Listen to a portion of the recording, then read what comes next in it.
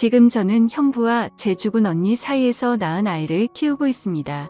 철없는 제 조카는 마치 엄마에게 안긴 듯 행복하게 웃으며 저를 올려다보고 있습니다. 거기다가 더 가관인 것은 금방 고기잡이는 나갔다가 돌아온 지금은 나의 동거남이지만 내년 봄이면 저와 정식으로 결혼하여 제 남편이 될 사람인 제 형부라는 것입니다. 저를 철없이 아니 해맑게 웃고 있는 아이는 우리 언니와 자기 사이에서 낳은 아이고, 그런 갓난아기 볼을 쓰다듬으면서 뿌듯하게 바라보면서 어서 갓난아기를 재우라고 보채고 있답니다. 솔직히 지금에야 말을 하지만 언니가 형부하고 결혼을 한다고 말했을 때 저는 죽을 맛이었습니다. 언니는 자신이 먼저 형부와 사랑을 나눈 것으로 알고 죽었지만 사실은 제가 먼저 형부와 사랑을 나누었기에 형부와 먼저 만난 사람은 저였다고 말할 수 있지요.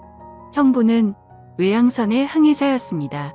형부의 아버지는 만년기관원으로 외양선을 타셨는데 말에 따르면 예전에 학교에서 자비를 하던 소사의 경우 그의 자녀들이 교사가 되었으면 하는 것이 꿈이었고 희망이었다고 말하는 것을 볼 수 있죠.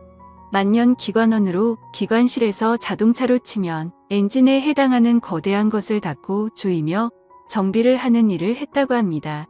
햇빛을 구경하지 못하고 지내다가 쉬는 시간에야 겨우 바다도 보고 햇빛도 볼 정도로 선체의 말미 부근에 근무를 하였기에 형부 아버지 측 앞으로 저에게 시아버님이 되실 분의 평생 소원은 하나뿐인 아들인 형부가 해양대학을 졸업하고 밑에서부터 천천히 승진하고 또 경력을 쌓은 후 시험을 봐서 외양선 선장이 되기만을 기대하였는데 그만 우리 자매의 덫에 걸려 외양선 선장의 꿈을 접고 지금 남해안의 아주 작은 어촌에서 고기잡이 배의 선장이 되고 말았답니다.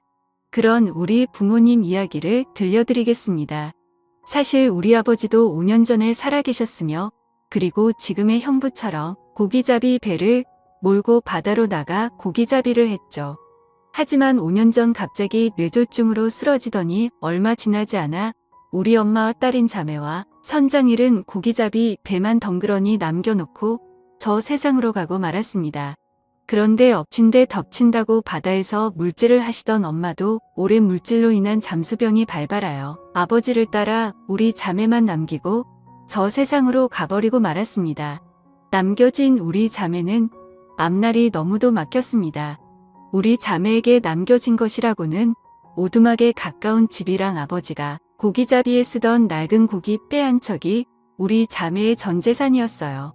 그나마 다행이었던 것이 저보다 7살이나 많아 일찍 고등학교를 졸업하고 아버지를 따라다니며 고기를 잡던 언니가 배를 운전할 수 있다는 사실이었습니다. 우리가 살던 곳은 낚시가 잘 되는 곳에서 가까운 곳이었습니다. 배로 10여 분 이상을 타고 가면 아주 좋은 포인트가 많은 곳이기에 바다 낚시철이 되면 전국에 많은 강태공이 많이 몰리는 곳이기도 하답니다. 토요일이나 일요일 그리고 공휴일의 경우 배를 타려는 낚시꾼들로 북새통을 이루지요. 그래서 토요일이나 일요일 그리고 공휴일의 경우 고기잡이 배들은 고기잡이를 접고 모두가 낚시꾼들을 갯바위로 실어다 주고 또 갯바위 근처에 대기하고 있다가 물때에 따라서 다른 갯바위로 이동을 시키고 그리고 낚시가 끝나면 육지인 우리 동네까지 데리고 오는 일의 수입이 고기잡이보다 쏠쏠해요. 그 일에 매달리는데 처녀 선장인 우리 언니의 배는 그런 배들 중에 인기가 있었습니다. 우리 동네 안이 가까운 곳에 백사장이라도 있다면 여름철에도 민박이 가능하겠지만 길이 10m 정도의 백사장은커녕 손바닥만한 백사장도 없기에 낚시철이 아니면 민박 손님을 본다는 것은 하늘의 별을 따기나 마찬가지라는 말이 돌 정도로 민박 손님은 없었습니다. 그런 우리 동네의 낚시철도 아닌 한여름인 작년 8월에 한 건장한 청년이 우리 동네로 왔고 누구에게서 들었는지는 모르지만 우리 언니를 찾았고 그리고 우리 언니에게 몇 주 머물면서 낚시도 하고 쉬다가 가겠다면서 방을 빌려주고 밥을 해주기를 부탁하였고 마침 제가 대학교 1학년 첫 방학이지만 그 청년이 끝까지 있겠다는 날이 계약을 한 후까지였지만 언니가 저에게 조심스럽게 의견을 묻기에 철이고 고기잡이도 시원치 않다는 것을 잘 아는 저였기에 승낙을 했습니다. 그 청년 아니 형부는 그렇게 우리 인생 속으로 들어왔죠. 우리는 처음엔 손님으로 여겼습니다. 언니가 그 청년 아니 형부를 손님으로 받으면서 저에게 신신당부를 한 말이 있었습니다. 그건 그 청년을 남자로 보지 말고 오로지 손님으로만 보라고, 그리고 자신도 그렇게 하겠다고 말하였습니다. 하자만 정말이지 민박 손님은 내가 평소 바라던 그런 남자이면 틀림이 없었어요. 그 청년을 해양대학교를 졸업하고 외항선의 3등 항해사로서 한 달간의 휴가를 얻어서 휴가를 온 것이 바로 우리 동네였고, 그리고 우리 집에서 민박을 하게 된 것입니다. 아시는 분들은 아시겠지만 고기잡이 배들은 전날 혹은 그 이전에 처분 그물을 끌어올리는 일을 새벽동이 트기 전에 나가서 조업을 해야 하고, 그리고 아침 일찍 항구로 돌아와 위판장에 위판을 하여야 하기에 언니는 아침 일찍 조업을 나가야 하였고, 그 청년이 낚시를 나간다면 함께 배를 타고 나가 갯바위에 실어다 주고 고기잡이를 하였습니다. 처음 며칠간은 언니의 말대로 손님으로만 대했습니다. 하지만 낚시를 나가지 않은 날 하루 전 그만 그 청년을 남자로 보게 되고 말았습니다. 그날은 그 청년이 낚시를 가지 않고 하루 휴식을 취하겠다고 일요일인 전날 저녁을 먹으면서 저와 언니에게 말하였습니다. 대신 우리 동네 뒷산의 경관이 기가 차다는 이야기를 들었다면서 거기에 오르기로 결심하였다는 것이었습니다. 언니는 새벽에 조업을 나갔고 청년과 단둘이 남아 늦은 아침을 먹으면서 그 청년이 같이 안 가겠냐고 물었습니다. 저는 저도 모르게 언니와의 약속을 어기고 선뜻 승낙을 하고 말았습니다. 그러자 그 청년은 마치 10년직이나 된 것처럼 밥을 먹고 나서 설거지를 하려 하자 제 곁에 나란히 서더니 저랑 같이 설거지를 하였습니다. 저도 모르게 가슴이 두근두근해지더군요. 하지만 티내지 않고 같이 설거지를 마치고 냉장고에 손님 모시고 길 안내하고 올게라고 메모를 써놓고 저는 그 청년과 함께 집을 나섰습니다. 물론 그 청년은 우리 동네 어귀에 있는 구멍가게에서 빵과 음료수 간식을 사서 가방에 메고 동네를 벗어났답니다. 1년에 겨우 한 달 남짓 육지를 밟아본다는 사람치고는 산을 정말 잘 탔습니다. 1년 12달 365일을 육지에서 사는 저보다 더 말입니다. 산을 타면서 그 청년 아니 형부는 제 손도 안 잡았답니다. 한참을 올라 정상에 오르자 그 청년은 저에게 가지고 갔던 빵과 음료수 그리고 간식들을 제게 주며 먹으라고 하더니 위험스럽기만 한 바위를 타고 오르더니 가방에서 책을 한 권 꺼내더니 아주 낭낭한 목소리를 읽기 시작했어요. 그 책은 바로 제가 좋아하는 도종환 시인의 시들이었습니다. 바람도 자기 이야기를 한다는 것을 알았던지 매우 상쾌하게 불었습니다. 먼 바다도 춤을 추며 일랑거렸습니다. 그게 끝이 아니었습니다. 그 청년은 마치 제가 좋아하는 시를 전부 알기라도 한다는 듯이 바다를 향하여 계속 낭창낭창하게 낭독하였습니다. 청년 오빠의 맑은 목소리는 저로 하여금 부끄럽게도 오줌을 지리게 만들었습니다. 오를 수만 있다면 저도 그 청년 오빠가 올라가 있는 바위 위에 나란히 서서 한 소절씩 교대로 낭독을 하고 싶을 정도였습니다. 하지만 수줍음이 많고 내성적이었던 저는 음료수와 간식을 먹으며 멀리서 그냥 바라보면서 아는 시가 나오면 속으로 같이 낭독하고 있을 뿐이었습니다. 그는 거의 30분가량을 그렇게 시를 낭독하더니 내려왔고 그리고 마치 아무 일도 없었다는 듯이 제 곁으로 앉더니 빵과 과자 부스러기와 음료수를 마시면서 바다를 바라보고 제법 많은 이야기를 나누었습니다. 거기에서 저는 저도 모르게 청년 오빠에게 마음이 끌렸던지 엄마 아빠 이야기이며 우리 자매의 이야기를 하나도 꾸밈없이 모조리 이야기하고 말았습니다. 청년 오빠도 자신이 배를 타기 위하여 해양대학교에 가게 된 동기를 만들어준 자기 아버지에서부터 시작한 자기의 이야기를 모조리 들려주었습니다. 그리고 그 청년은 그 다음날 또 다음날에도 낚시를 나갔습니다.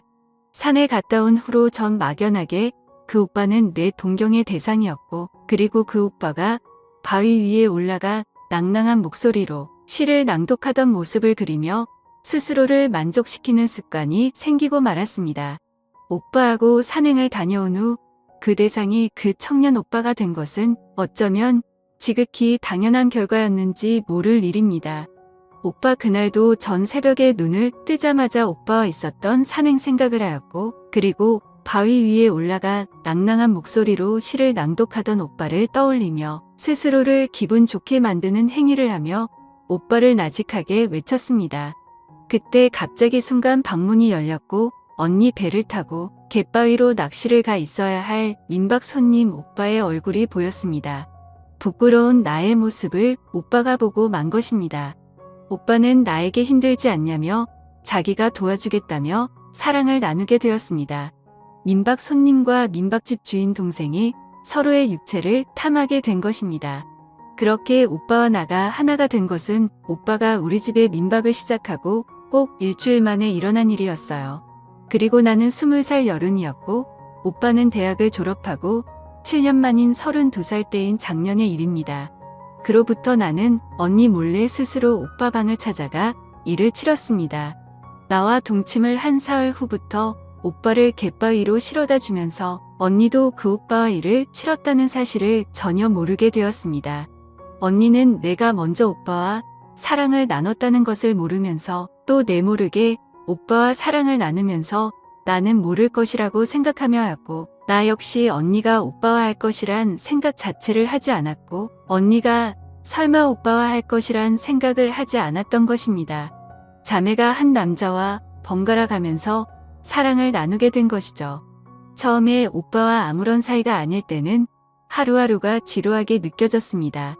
오빠 때문에 자유롭게 친구 집에 놀러 갈 수도 없었으니 말입니다. 하지만 오빠와 사랑을 나누기 시작하고는 하루하루가 무서웠습니다. 그런 생각을 하면 할수록 날짜는 아주 빠르게 지나갔습니다. 오빠가 머물기로 한 기간이 지나고 오빠는 다시 외양선을 타려고 가버렸습니다. 그러나 나를 경악하게 한 큰 사고가 발생했습니다. 평소 철두철미한 성격의 언니가 허술하게도 자신의 일기장을 숨겨둔 책상 서랍을 잠그지 않고 고기잡이에 나갔고, 나는 그만 봐서는 안 될 언니의 일기장을 보게 되었습니다. 지금부터 언니의 일기장 일부를 공개합니다. 우리 집에 때 아닌 민박 손님이 왔다. 너무나 멋진 남자이다. 차림이며 생김새로 보라베니를 하는 나로서는 올려다볼 상대가 아닌 그런 남자 같다. 내 동생도 분명하게 나처럼 생각을 할 것 같았다. 그래서 동생에게 신신당부를 하였다. 민박 손님을 남자로 보지 말고 오로지 손님으로만 보라고, 그리고 나도 그럴 거라고 말하였다. 하지만 일기를 쓰는 지금도 아랫방에서 혼자 잠들었을 그 남자의 얼굴이 어른거린다. 이게 무슨 일이란 말인가. 내가 넌 볼 남자가 아니다. 정신 바짝 차려라. 스스로에게 당부를 해보지만 펜을 잡지 않은 손은 이미 팬티 안에 들어가 있다. 첫날의 일기는 내가 놀랄 만한 내용은 전혀 없었습니다. 나도 그 오빠를 본 첫날 언니와 똑같이 생각하였으니 말입니다. 문제는 나와 오빠가 하나가 되고 난 날로부터 나흘이 지난 날의 일기였습니다. 결국 일이 발생을 하고 말았다. 이젠 어쩌란 말인가. 감히 넌 봐서는 안 될 사람을 넌 보고 말았으니 말이다. 그이는 내가 좋아서 자기가 먼저 넌 봤다고 하지만 실상은 그게 아니다. 내가 그동안 바라도 기다렸던 일이었기에 쉽게 그이에게 내 순정을 허락하고 만 것이다.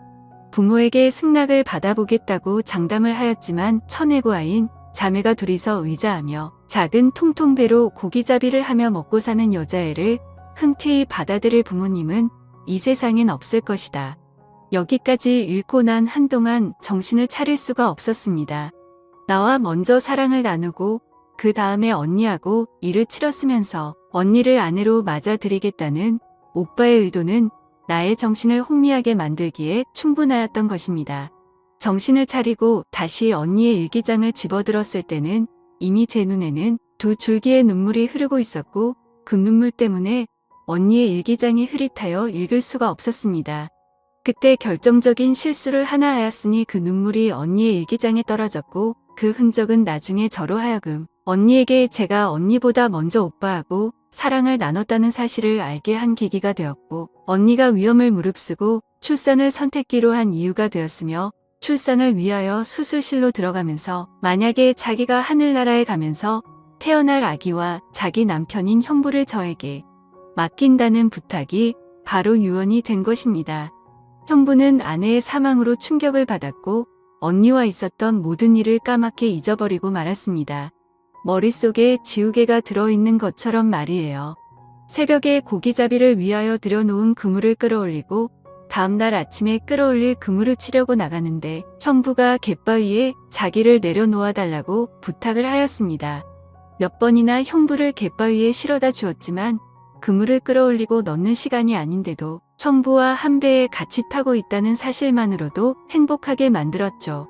그런데 오늘따라 형부는 내가 갯바위로 가려고 하자 그냥 내가 조업을 하는 것을 지켜보면 안 되겠냐고 넌지시 물었습니다. 어쩜 난 형부가 나의 배에 타고 갯바위로 가는 날마다 이 말을 기다렸는지도 모를 말이었기에 순순히 승낙을 하였습니다. 아니, 속으로 고맙게 생각하였을 정도였습니다. 오늘따라 그물의 무게가 장난이 아니었어요. 요즘 들어 최고의 어획량이 그것을 말하여 주고 있었습니다. 아빠가 돌아가시고 최고의 수확을 올렸으니 말이죠.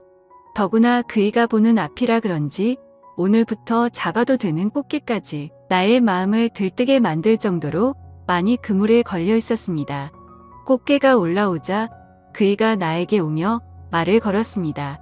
위성으로 보는 TV에서 요즘 인기 있는 프로그램에서 꽃게라면을 꼭 한 번만이라도 먹어보고 싶었는데 생각만 앞섰지 먹어보지 못하였다면 배에 혹시 라면이 있다면 자기가 끓여보겠다며 기다리라고 말하였습니다. 배가 갑작스런 풍랑을 만날 경우 어디에 임시로 정박을 하여야 할지 모르는 탓에 어선에 비상식량이나 다름없는 라면이 당연히 준비되어 있었습니다. 나는 라면 2봉지를 그이에게 건넸습니다. 물론 다리가 부러져 상품 가치가 무지 떨어진 꽃게도 풍성하게 주고 말이죠.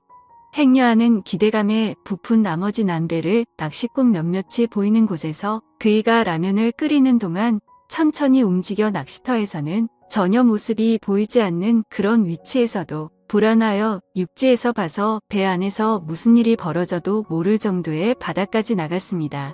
거기서 내가 행여나 걱정하는 일이 기어코 벌어지고 말았습니다. 그이와 냄비와 김치를 사이에 두고 앉아 사이좋게 라면을 먹는 도중에 일이 발생을 하고 만 것이었죠. 나는 그렇게 내 형부를 놓쳤고 급히 해경에 신고하여 형부를 건졌습니다. 다행히도 형부는 무사히 살았고 나는 그런 조카와 형부와 함께 이곳에서 행복하게 살 꿈을 꾸고 지낸답니다. 지금까지 제 사연을 들어주셔서 감사합니다. 다들 행복하세요.